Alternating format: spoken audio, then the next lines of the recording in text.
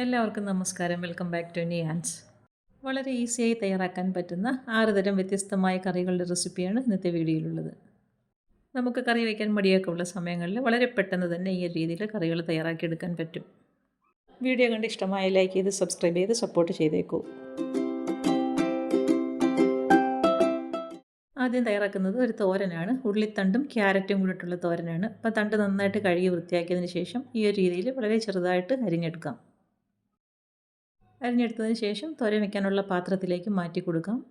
ഇതിലേക്ക് ചേർത്ത് കൊടുക്കുന്നത് ഒരു ക്യാരറ്റാണ്. അത് നന്നായിട്ട് തൊലിയൊക്കെ കളഞ്ഞ് കഴുകി വൃത്തിയാക്കി എടുത്തിട്ടുണ്ട്. ഇതേപോലെ കനം കുറച്ച് നടുവേ ഒന്ന് കീറിയെടുക്കാം. അതിനുശേഷം വളരെ കനം കുറച്ച് തന്നെ ഈ ഒരു രീതിയിൽ അരിഞ്ഞെടുക്കാം.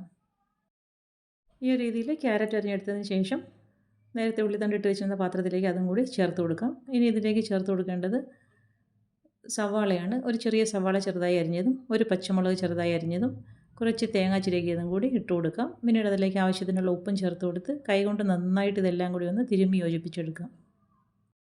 തോരനൊക്കെ വെക്കുമ്പോൾ ഇങ്ങനെ എല്ലാം കൂടി കൈകൊണ്ട് തിരുമ്മി യോജിപ്പിച്ചെടുത്താൽ നല്ലൊരു ടേസ്റ്റാണ്. ഈ ഒരു രീതിയിൽ നന്നായിട്ട് തിരുമ്മിയതിന് ശേഷം ഇതിലേക്ക് കുറച്ച് വെള്ളം ഒന്ന് കുടഞ്ഞു കൊടുക്കാം. വെള്ളം കുടഞ്ഞു കൊടുത്തതിന് ശേഷം കൈ കൊണ്ട് തന്നെ എല്ലാം കൂടി നന്നായിട്ടൊന്ന് ഒതുക്കി വയ്ക്കാം. ഒതുക്കി വെച്ചിട്ട് മൂടി കൊണ്ട് അടച്ച് അടുപ്പിലേക്ക് വെച്ച് കൊടുത്ത് ഫ്ലെയിം സിമ്മിലാക്കിയതിന് ശേഷം വേവിച്ചെടുക്കാം.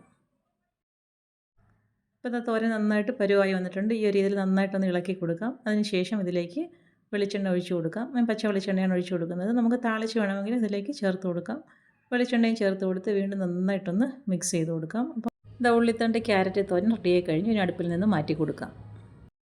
അടുത്തത് നേന്ത്രക്കായും വൻപയറും കൊണ്ടുള്ളൊരു കറിയാണ്. അതിനുവേണ്ടി ഒരു നേന്ത്രക്കായ തൊലി കളഞ്ഞ് വൃത്തിയാക്കി എടുത്തിട്ടുണ്ട്. ഇതേപോലെ നടുവേ ഒന്ന് കീറിയതിന് ശേഷം അത്യാവശ്യം വലിയ പീസസായിട്ടൊന്ന് കട്ട് ചെയ്തെടുക്കാം. അപ്പോൾ വേവിക്കാനുള്ള പാത്രത്തിലേക്ക് തന്നെ ഇട്ട് കൊടുക്കുകയാണ്. ഇതേപോലെ ഒന്ന് കട്ട് ചെയ്ത് വെള്ളത്തിലേക്ക് ഇട്ട് കൊടുക്കാം. ഇനി അതിലേക്ക് ആവശ്യത്തിനുള്ള ഉപ്പ് ചേർത്ത് കൊടുക്കാം. അതേപോലെ തന്നെ ഒരു നുള്ളു മഞ്ഞൾപ്പൊടിയും ഒരു 1/4 ടീസ്പൂണോളം മുളക് പൊടിയും ചേർത്ത് കൊടുത്ത് നന്നായിട്ടൊന്ന് മിക്സ് ചെയ്ത് കൊടുത്ത് അടച്ച് വെച്ച് അടുപ്പിലേക്ക് വെച്ച് കൊടുത്ത് വേവിച്ചെടുക്കാം. അത് വേകാൻ വയ്ക്കുന്ന സമയത്ത് വൻപയർ വേവിച്ചെടുത്തിട്ടുണ്ട്. ഒരു 1/4 കപ്പ് വൻപയറാണ് വേവിച്ചെടുത്തിരിക്കുന്നത്. അത് മാറ്റി വയ്ക്കാം. ഇനി തേങ്ങ അരച്ചെടുക്കാം. അപ്പം ഒരു 1/2 കപ്പോളം തേങ്ങ മിക്സിയുടെ ജാറിലേക്ക് ഇട്ട് കൊടുക്കാം. ഒരു 1/4 ടീസ്പൂൺ ജീരകവും 3-4 വെളുത്തുള്ളിയും അരയ്ക്കാൻ ആവശ്യമുള്ള വെള്ളവും ചേർത്ത് നമ്മൾ അവിയലിനൊക്കെ അരയ്ക്കുന്ന ആ ഒരു പരുവത്തിൽ അരച്ചെടുക്കാം. ഇപ്പോൾ വേകാൻ വെച്ചിരുന്ന നന്നായിട്ട് വെന്ത് വന്നിട്ടുണ്ട്. ആ സമയത്ത് നമുക്ക് കുക്കറിനകത്ത് വേവിച്ച് വെച്ചിരിക്കുന്ന വൻപയർ വെള്ളത്തോടെ തന്നെ ഇതിലേക്ക് ഒഴിച്ചു കൊടുക്കാം. ഉപ്പും കുറച്ചുകൂടി ഇട്ട് കൊടുക്കാം. നമ്മൾ പയറിന് ഉപ്പ് ചേർത്തിട്ടില്ലായിരുന്നു. ഉപ്പും ചേർത്ത് കൊടുത്ത് നന്നായിട്ട് മിക്സ് ചെയ്ത് കൊടുത്ത് മൂടി വയ്ക്കാം. ഏകദേശം 1 മിനിറ്റോളം പയറും കായും കൂടി ഒന്നുകൂടി ആ വെള്ളത്തിൽ കിടന്ന് വെന്ത് വരട്ടെ. ഇനി നമുക്കിതിലേക്ക് അരച്ച് വെച്ചിരിക്കുന്ന അരപ്പ് ചേർത്ത് കൊടുക്കാം. അരപ്പും ചേർത്ത് കൊടുത്ത് കുറച്ച് വെള്ളം കൂടി ഇതിലേക്ക് മിക്സിയുടെ ജാറിലൊഴിച്ച് ഇതിലേക്ക് ചേർത്ത് കൊടുക്കാം. ഇനി കറി തിളയ്ക്കേണ്ട ആവശ്യമില്ല. അടുപ്പിൽ നിന്ന് മാറ്റി കൊടുക്കാം. ഇനി അതിലേക്ക് താളിച്ചൊഴിക്കാം. കടുകും ചുവന്നുള്ളിയും വറ്റൽമുളകും കറിവേപ്പിലയും കൂടി നന്നായിട്ട് മൂപ്പിച്ച് കറിയിലേക്ക് ഒഴിച്ചു കൊടുക്കാം. കറി തയ്യാറാക്കി എടുക്കുമ്പോൾ കുറച്ച് ലൂസ് പരുവത്തിലാണ് ഇരിക്കുന്നതെങ്കിലും അത് കുറച്ച് സമയം ഇരിക്കുമ്പോഴേക്കും കുറച്ചുകൂടി ഒന്ന് തിക്കാവും. അപ്പോൾ ആ ഒരു പരുവത്തിൽ വേണം ഇറക്കാൻ. അപ്പോൾ സൂപ്പർ ടേസ്റ്റിലുള്ള നേന്ത്രക്കായ വൻപയർ കറി റെഡിയായി കഴിഞ്ഞു. അടുത്തത് കുമ്പളങ്ങ തൈര് കറിയാണ്. അപ്പോൾ കുമ്പളങ്ങ വലിയ വലിയ പീസസായിട്ട് കട്ട് ചെയ്തെടുത്തിട്ടുണ്ട്. അത് ചട്ടിയിലേക്ക് ഇട്ട് കൊടുക്കാം. അതിലേക്ക് ആവശ്യത്തിനുള്ള വെള്ളവും കൂടി ചേർത്ത് കൊടുക്കാം. വെള്ളം ചേർത്ത് കൊടുത്തതിന് ശേഷം അതിലേക്ക് 1/2 ടീസ്പൂൺ മുളക് പൊടിയും 1/4 ടീസ്പൂൺ മഞ്ഞൾപ്പൊടിയും 2 പച്ചമുളകും ആവശ്യത്തിനുള്ള ഉപ്പും ചേർത്ത് കൊടുക്കാം. എന്നിട്ട് നന്നായിട്ടൊന്ന് മിക്സ് ചെയ്ത് കൊടുക്കാം. ഇനി മൂടി വെച്ച് അടുപ്പിലേക്ക് വെച്ച് കൊടുത്ത് വേവിച്ചെടുക്കാം. അത് വേകുന്ന സമയം കൊണ്ട് അരപ്പ് തയ്യാറാക്കിയെടുക്കാം. മിക്സിയുടെ ജാറിലേക്ക് തേങ്ങ ചിരകിയത് ചേർത്ത് കൊടുക്കാം. ഇനി അതിലേക്ക് ഒരു 1/4 ടീസ്പൂൺ മുളക് പൊടിയും ഒരു നുള്ളു മഞ്ഞൾപ്പൊടിയും 1/4 ടീസ്പൂൺ ജീരകവും 3-4 ചുവന്നുള്ളിയും 2 ടേബിൾ സ്പൂൺ തൈരും കൂടി ചേർത്ത് കൊടുത്ത് നന്നായിട്ടൊന്ന് അരച്ചെടുക്കാം. തൈര് ചേർത്ത് കൊടുക്കുമ്പോൾ ഒരുപാട് പുളിയുള്ള തൈര് ചേർക്കേണ്ട. അപ്പം ഇപ്പോൾ വേകാൻ വെച്ചിരുന്ന കഷ്ണങ്ങൾ നന്നായിട്ട് വെന്ത് വന്നിട്ടുണ്ട്. ഈ ഒരു സമയമാകുമ്പോഴേക്കും നമ്മൾ തയ്യാറാക്കി വെച്ചിരിക്കുന്ന അരപ്പും കൂടി ഇതിലേക്ക് ചേർത്ത് കൊടുക്കാം. ഉപ്പും ചേർത്ത് കൊടുത്തതിന് ശേഷം ആവശ്യത്തിനുള്ള വെള്ളവും കൂടി ഇതിലേക്ക് ചേർത്ത് കൊടുക്കാം. ഇനി നന്നായിട്ടൊന്ന് മിക്സ് ചെയ്ത് കൊടുക്കാം. ഈ സമയത്ത് ഉപ്പ് നോക്കിയിട്ട് ഉപ്പ് ആവശ്യം ഉണ്ടെന്നുണ്ടെങ്കിൽ അതും കൂടി ചേർത്ത് കൊടുക്കാം. ഉപ്പും ചേർത്ത് കൊടുത്തിട്ട് നന്നായിട്ട് വീണ്ടും ഒന്നുകൂടി ഒന്ന് മിക്സ് ചെയ്ത് കൊടുക്കാം. ഇനി ഇതിലേക്കൊന്ന് താളിച്ച് കൊടുക്കാം. അപ്പോൾ വെളിച്ചെണ്ണ ഒഴിച്ച് കടുവും വറ്റൽമുളകും ചുവന്നുള്ളിയും കറിവേപ്പിലയും കൂടി നന്നായിട്ട് മൂപ്പിച്ച് കറിയിലേക്ക് ഒഴിച്ചു കൊടുക്കാം. അപ്പോൾ സൂപ്പർ ടേസ്റ്റിലുള്ള കുമ്പളങ്ങ തൈര് കറി റെഡിയായി കഴിഞ്ഞു. താളിച്ചത് ഒഴിച്ച് കൊടുത്തതിന് ശേഷം എല്ലാം കൂടി നന്നായിട്ടൊന്ന് മിക്സ് ചെയ്ത് കൊടുക്കാം. അപ്പം വളരെ ഈസി ആയിട്ട് തന്നെ ഈ ഒരു കുമ്പളങ്ങ തൈര് കറി തയ്യാറാക്കാൻ പറ്റും. ഈ ഒരു സിമ്പിൾ ഒഴിച്ചുകറി കൂട്ടി ചോറിനാൻ നല്ല ടേസ്റ്റാണ്. അടുത്തത് ഈസിയായിട്ട് തയ്യാറാക്കാൻ പറ്റിയ മുട്ട രസമാണ്. അതിന് വേണ്ടി ഒരു 8 വെളുത്തുള്ളിയും 8 ചുവന്നുള്ളിയും ഒരു 1/4 ടീസ്പൂൺ ജീരകവും കൂടി മിക്സിയുടെ ജാറിലേക്ക് ഇട്ട് കൊടുത്തൊന്ന് നന്നായിട്ടൊന്ന് ചതച്ചെടുക്കാം. ഇതാ ഈ ഒരു രീതിയിൽ ചതച്ചെടുത്തിട്ടുണ്ട്. ഇനി നമ്മൾ കുറച്ച് പുളി ഒരു പാത്രത്തിലേക്ക് ഇട്ട് കൊടുത്ത് അതിലേക്ക് വെള്ളം ഒഴിച്ച് കൊടുത്ത് ഒന്ന് കുതിരാൻ വേണ്ടി മാറ്റി വയ്ക്കാം. ഇനി ഒരു പാത്രം അടുപ്പിലേക്ക് വെച്ച് കൊടുത്ത് വെളിച്ചെണ്ണ ഒഴിച്ച് കൊടുത്ത് കടുകും കറിവേപ്പിലയും കൂടി ഒന്ന് പൊട്ടിച്ചെടുക്കാം. അത് പൊട്ടിയിരുമ്പോൾ അതിലേക്ക് കുറച്ച് ചുവന്നുള്ളി ഇട്ട് കൊടുത്ത് നന്നായിട്ടൊന്ന് മൂപ്പിച്ചെടുക്കാം. അതെല്ലാം കൂടി മൂത്ത് വരുമ്പോൾ ചതച്ച് വെച്ചിരിക്കുന്നത് ഇതിലേക്ക് ഇട്ട് കൊടുത്ത് നന്നായിട്ടൊന്ന് മൂപ്പിച്ചെടുക്കാം.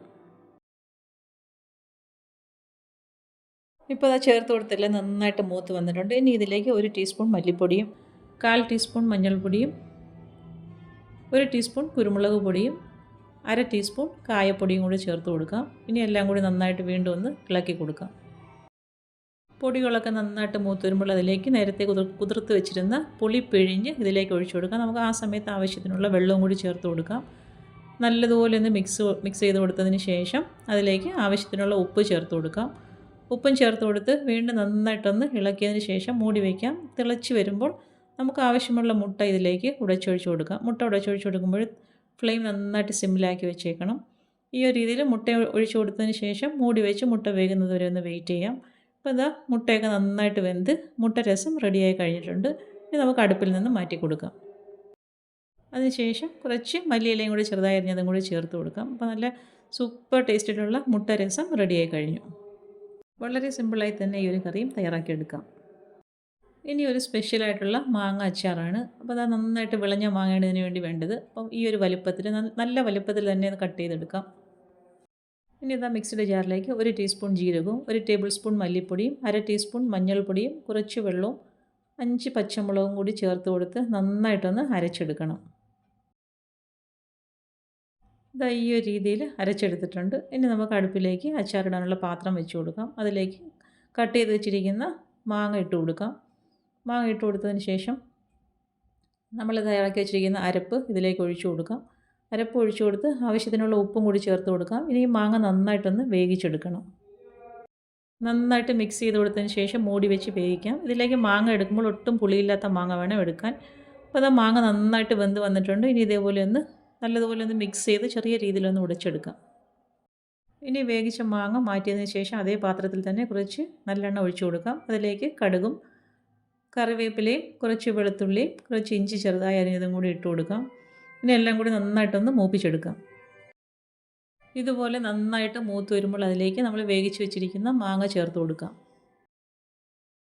മാങ്ങയും ചേർത്ത് കൊടുത്തതിന് ശേഷം അതിലേക്ക് 1 ടീസ്പൂൺ കായപ്പൊടിയും കൂടി ചേർത്ത് കൊടുക്കാം. ഇനി എല്ലാം കൂടി നന്നായിട്ടൊന്ന് മിക്സ് ചെയ്ത് കൊടുക്കാം. അപ്പോൾ സ്പെഷ്യലായിട്ടുള്ള മാങ്ങ അച്ചാറോ അല്ലെങ്കിൽ മാങ്ങ കറി എന്ത് വേണമെങ്കിലും പറയാം. അപ്പോൾ ഈ ഒരു രീതിയിൽ നല്ല സൂപ്പർ ടേസ്റ്റാണ്. ഈ ഒരു കറിയും കൂടി ഇങ്ങനെ ഒന്ന് തയ്യാറാക്കി നോക്കൂ. ഈ ഒരു അച്ചാർ ഇങ്ങനെ ചെയ്ത് കഴിച്ചിട്ടില്ലെങ്കിൽ തീർച്ചയായിട്ടും ഒന്ന് ചെയ്ത് നോക്കൂ. നല്ല സൂപ്പർ ടേസ്റ്റാണ്.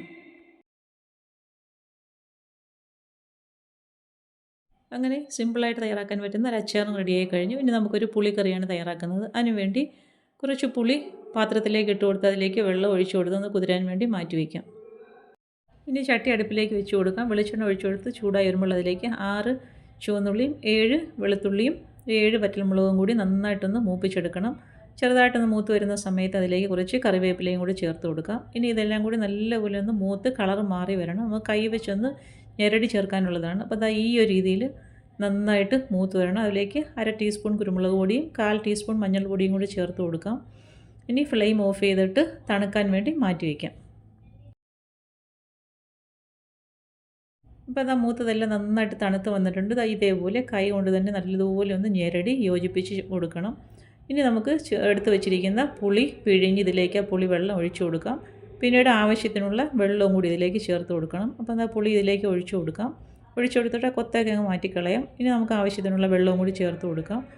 വെള്ളം ചേർത്ത് കൊടുത്തതിന് ശേഷം ഇതിലേക്ക് ആവശ്യത്തിനുള്ള ഉപ്പും കൂടി ചേർത്ത് കൊടുക്കണം. ഉപ്പും ചേർത്ത് കൊടുത്ത് നന്നായിട്ടൊന്ന് മിക്സ് ചെയ്ത് കൊടുക്കാം. മിക്സ് ചെയ്ത് കൊടുത്തതിന് ശേഷം അടച്ചു വെച്ച് തിളപ്പിച്ചെടുക്കാം. അപ്പോൾ ഇതാ പുളിവെള്ളം നന്നായിട്ട് തിളച്ച് വന്നിട്ടുണ്ട്. ഈ ഒരു സമയമാകുമ്പോഴേക്കും ഫ്ലെയിം ഓഫ് ചെയ്ത് കൊടുക്കാം. ഇനി നമുക്കിതിലേക്ക് മല്ലിയില വേണമെങ്കിൽ ചെറുതായിട്ട് അരിഞ്ഞ മല്ലിയിലയും കൂടി ചേർത്ത് കൊടുക്കാം. വളരെ ഈസി ആയിട്ട് തന്നെ ഈ ഒരു പുളിങ്കറി റെഡിയാക്കി എടുക്കാം. ചോറിനൂടെ കഴിക്കാൻ നല്ലതാണ്. അപ്പോൾ ഇതും കൂടി ഈ ഒരു രീതിയിലൊന്ന് തയ്യാറാക്കി നോക്കൂ. അപ്പോൾ ഈസിയായിട്ട് തയ്യാറാക്കാൻ പറ്റിയ ഈ 6 കറികളും എല്ലാവർക്കും ഇഷ്ടമായെന്ന് വിചാരിക്കുന്നു.